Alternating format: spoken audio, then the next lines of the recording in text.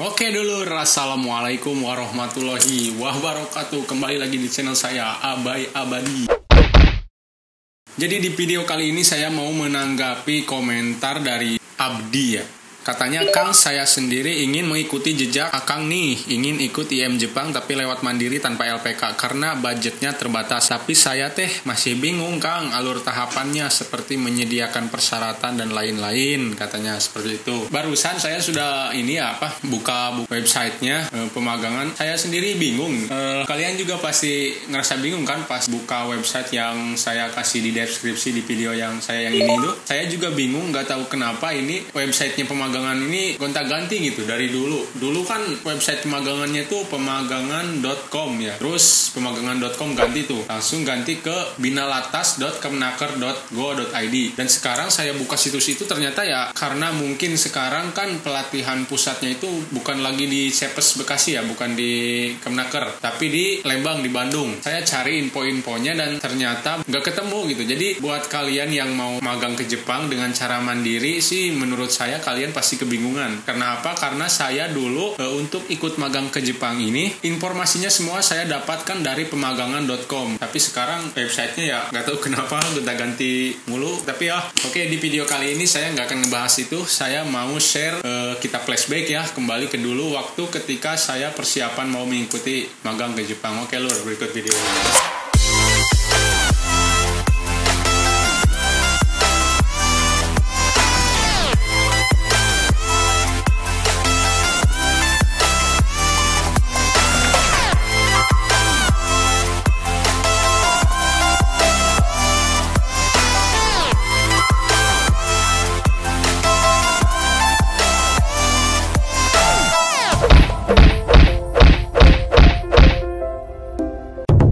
Jadi oke dulur, jadi untuk segmen kali ini ya saya cuma mau sharing saat saya mengumpulkan persyaratan sampai saya mengikuti tes awal. Jadi intinya sekarang video ini mau sharing bagaimana saya dulu mengumpulkan persyaratan, khususnya persyaratan administrasi ya, itu yang paling kompleks menurut saya. Baik, dulu saya sebenarnya sebelum mengumpulkan administrasi ini, pas saya punya niat untuk pergi magang ke Jepang, yang pertama yang saya prioritaskan adalah fisik saya ya. Jujur saya dulu itu seorang perokok, ya sekarang juga saya perokok ya. Tapi pas dulu saya punya niat untuk pergi magang ke Jepang, saya langsung berhenti merokok, lur.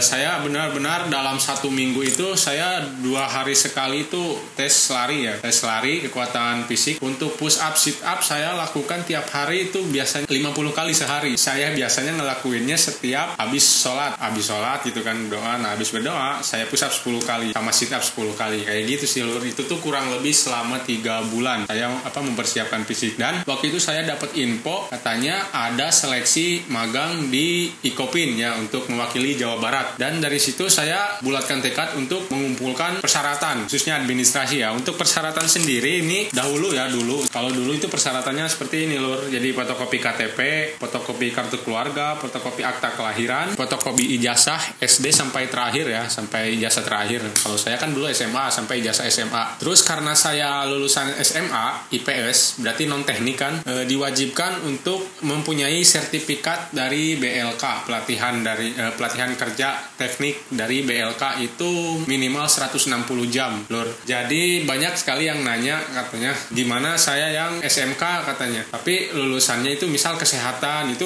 nggak bisa ya, tetap harus ada sertifikat pelatihan teknik, pokoknya harus ada sertifikat teknik lah seperti itu kan. Jadi untuk kesehatan kan itu bukan teknik ya. Jadi untuk SMK yang lulusan teknik itu misal otomotif itu tidak usah, jadi bisa langsung. Jadi persyaratan ini nggak usah. Berhubung saya dahulu SMA, jadi saya harus mempunyai sertifikat ini. Dan saya dulu pelatihannya itu di BLK Tasikmalaya ya. Lagian sekarang kan ada program pemerintah nih gratis dari pemerintah yang prakerja itu kan minimal 160 jam itu bisa kok gratis sekarang. Kalau dulu sih emang bayar, kalau sekarang kan gratis. katanya. Terus yang selanjutnya itu fotokopi raport SD sampai ijazah terakhir ya. Pokoknya raportnya tuh difotokopi semua. Nilai 1 kelas 1 sampai kelas 6, terus kelas 7 sampai kelas 9, terus kelas 10 sampai kelas 12. Itu semua difotokopi. Lalu fotokopi kartu kuning atau AK1 atau kartu pencari kerja ya. Lalu selanjutnya SKCK, terus surat keterangan sehat dari dokter ya.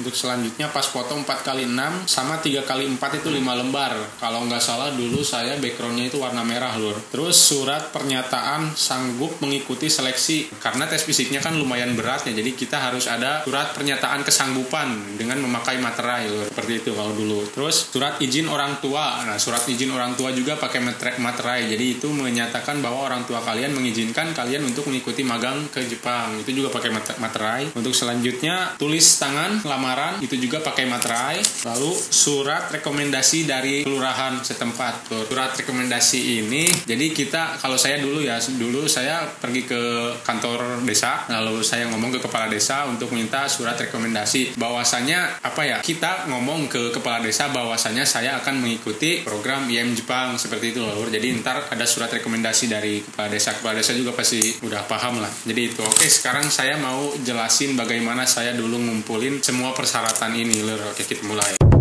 Pertama dari fotokopi KTP ini kan, ya fotokopi KTP nggak usah, fotokopi kartu keluarga nggak usah dibahas, akte kelahiran juga enggak, ijazah SD sampai terakhir juga enggak ya. Nah untuk sertifikat BLK ini ya dulu saya ini tuh 160 jam tuh sekitar 3 bulan. Bisa dipercepat. Jadi kalau misal dipercepat itu dalam 1 hari kita misal belajar berapa jam gitu kan, itu bisa dikonsultasikan. Biasanya sih ada yang 2 bulan juga beres. Tapi kalau biasanya sih selama 3 bulanan kelar untuk sertifikat BLK ini. Kebetulan saya dulu di sertifikat BLK ini saya ambil jurusan otomotif sepeda motor. Jadi seperti itu. Nah dulu perjuangan saya untuk ini, kebetulan pas saya bikin sertifikat ini dulu posisi saya masih kerja lur. Dulu saya masih terikat kontrak di perusahaan swasta ya, di pabrik di Karawang. Dan karena mau fokus gitu mengikuti program yang Jepang ini, saya mengundurkan diri dari perusahaan, memberanikan diri sebenarnya. Padahal saya belum tentu gitu lulus sama enggaknya kan ke IM Jepang, tapi saya langsung mengundurkan diri. Lalu setelah mengundurkan diri saya langsung mengikuti pelatihan di BLK. Seperti itu lur. Untuk biaya sendiri dulu saya habis sekitar berapa ya, 1,5 juta lah kalau nggak salah. Itu tuh buat akomodasi ya, akomodasi kita kan untuk makan apa dan lain-lain itu seperti itu.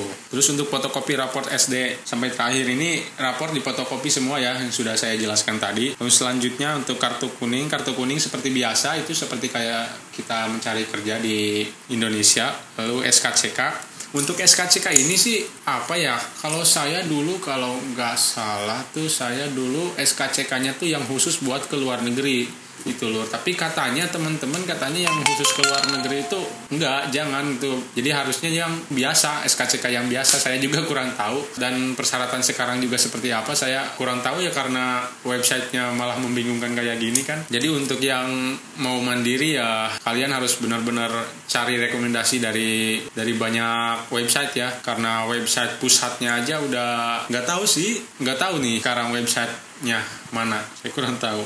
Lalu selanjutnya ini surat keterangan sehat, itu seperti biasa ya dari dokter. Nah untuk surat keterangan sehat ini dulu tuh lebih baik itu pas kita bikin surat keterangan sehat itu kita sekalian imunisasi campak sama cacar. Karena itu tuh nanti jadi persyaratan saat kita mau ke Pelatda Nasional, Pelatda Pusat. Bukan Pelatda namanya, ke Pelatnas di pusat.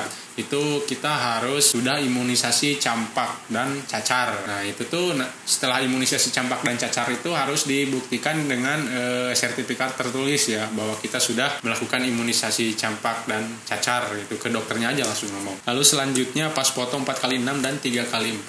Nah untuk pas foto ini ya seperti biasa, backgroundnya tuh kalau nggak salah warna merah ya, kalau nggak salah saya juga lupa lagi, itu warna merah. Dan saya juga kasih tahu lebih baik sekalian kita foto rumah kita ya dari 3 sisi kanan, sisi kiri, dan dari depan foto rumah kita, karena itu juga jadi persyaratan nanti pas kita mau berangkat ke Jepang. Jadi persyaratan juga, tapi persyaratannya dikasihnya pas kita ke Platda. Lalu selanjutnya ini surat pernyataan sanggup mengikuti seleksi pakai materai. Kenapa IM Jepang menyuruh ada persyaratan seperti ini? Karena untuk tes fisik ini sangat berat ya. Jadi pas kita tes fisik ini lari bukan main-main ya. Itu kan disediakan ambulan dan para dokter, karena banyak orang yang ketika tes lari ini mereka pingsan, bahkan katanya ada yang pernah meninggal, Lur. Karena memang untuk tes fisik ini sangat berat kalau menurut saya. Tapi melihat dari yang gagalnya begitu banyaknya, emang berarti emang berat banget itu. Dulu saya waktu angkatan saya aja hampir 50%-nya itu gagal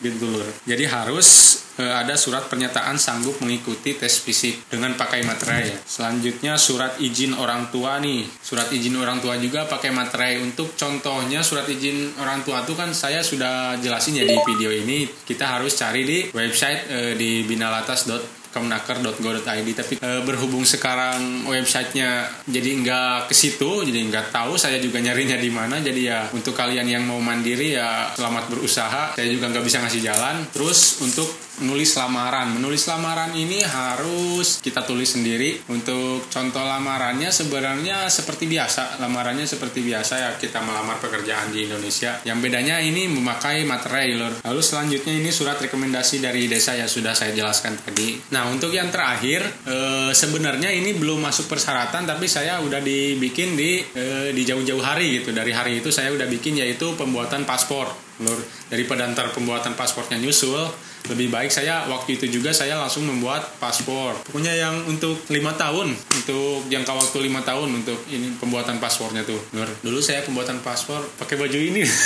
Dan itulah, Lur, seluruh persyaratannya waktu itu ya. Dan yang dari keseluruhan persyaratan administrasi ini, yang menurut saya paling susah itu yaitu ya sertifikat dari BLK itu ya. Karena lumayan memakan biaya dan memakan waktu juga gitu, Lur. Singkat cerita, setelah persyaratan ini semua lengkap, baru nih saya pergi untuk pendaftaran ke seleksi IM Jepang. Dulu itu saya pendaftarannya di IKOPIN, karena dulu masih ada ya di IKOPIN itu untuk mewakili Jawa Barat, dan sekarang sih katanya udah nggak ada. Nggak tahu, ini nggak konsisten. Oke, Lur, kurang lebih seperti itu ya bagaimana saya dulu mengumpulkan persyaratan sampai saya mengikuti sampai saya melakukan pendaftaran di proses IM Jepang ini, seleksi IM Jepang ini. Mudah-mudahan bisa menjawab pertanyaan dan kebingungan kalian juga. Dan untuk kalian yang mau magang ke Jepang mandiri seperti saya yang nggak lewat LPK, itu mungkin untuk sekarang kayaknya lumayan bingung ya. Saya nggak terlalu merekomendasiin sih, tapi ya itu kembali ke kalian juga, terserah kalian. Sebenarnya untuk masalah biaya, untuk masalah budget itu relatif ya. Untuk saya sendiri dulu karena saya kan Tasik Bandung agak jauh gitu kan. Nah untuk akomodasi aja, sehingga saya kan harus ngekos yang nggak jauh dari tempat pelatihan. Dan kebetulan dulu tuh tempat pelatihannya tuh saya tuh di IKOPIN, di situ kan area kampus ya. Dan kos-kosannya itu mahal-mahal, Lur. Nggak ada yang murah karena kos-kosan mahasiswa semua ya. Dan terpaksa saya pun di situ harus ngekos dengan harga 700.000 dulu di tahun 2015-an lah, 2014-2015 kalau nggak salah, saya lupa lagi. Itu dulu seharga 700.000 per bulan. Dikali 2 bulan itu tuh biaya saya untuk itu tuh lumayan besar ya. Dan untuk mengumpulkan administrasi saja ini saya biaya sendiri untuk pergi ke sana ke sini, semuanya itu biaya sendiri. Untuk yang ke LPK biasanya kita tuh nggak tahu apa-apa gitu sama pihak LPK-nya, dibantu lah, istilahnya dibantu. Kita paling cuma ngasih data diri kita, ntar dia yang ngurusin persyaratannya. Karena sih seperti itu, Lur. Sebenarnya emang mandiri juga lebih wah gitu, lebih apa ya, pas kita lulusnya itu lebih puas gitu. Ternyata saya mandiri juga bisa loh, tanpa pengarahan, tanpa ada apa ya, nggak ada. Jadi saya tuh ya intinya pas masuk pelatihan daerah itu, Platda, saya benar-benar kaget karena banyak hal yang belum saya ketahui dibanding semua teman-teman yang lain yang ikut LPK. Mereka sudah banyak masukan dari LPK-LPK-nya, jadi tahu apa yang harus dilakukan, sedangkan saya tidak. Oke, untuk selanjutnya bagaimana saya menjalani Pelatda dan Pelatnas hingga saya sampai berangkat ke Jepang itu di video part 2 ya selanjutnya, karena kalau di sini kita ceritain semuanya terlalu panjang guys. Oke, terima kasih untuk menonton video ini, mudah-mudahan bisa menjawab kebingungan kalian ya. Lur, apabila ada pertanyaan bisa kalian tanyakan di kolom komentar di bawah. Insya Allah kalau ada waktu saya pasti jawab.